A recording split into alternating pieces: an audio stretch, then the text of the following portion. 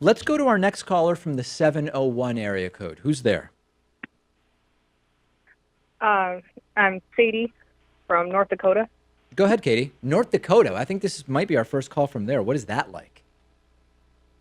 Um, Very red, very deep red. Yeah, I bet. And it's Sadie.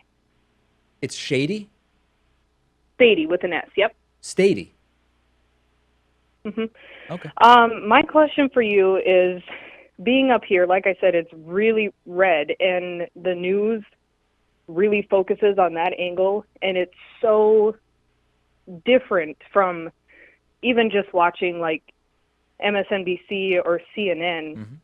So their views obviously are really skewed, Yeah. and trying to present any other evidence is nearly impossible.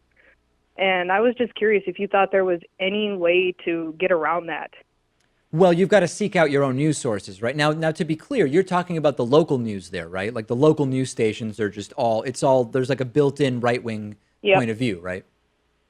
Yep. Yeah. Well, listen, you've got the internet Yep. there. So that's all Uh, anyone is exposed to. So trying to have a conversation with anyone, this is the only news they've heard. They right. haven't heard any other point of view. Yeah. So it's really hard to have a conversation.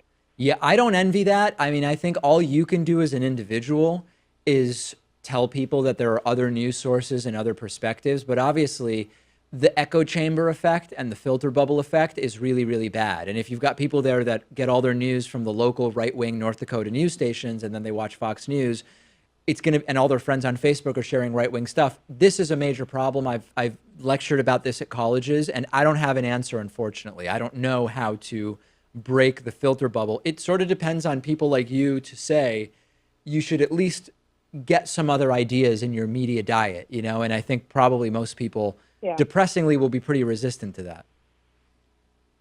Yeah, so far they have been. Yeah. I've tried, but it's hard. Yeah. I wish there was a solution, because I know it's not just a problem here, it's all over. Oh, it's everywhere. Yeah, I mean, I think it's worse there because, I think like in Boston, the local news is probably somewhat more balanced to some degree. Although people are sometimes shocked by how right wing local news is in Boston.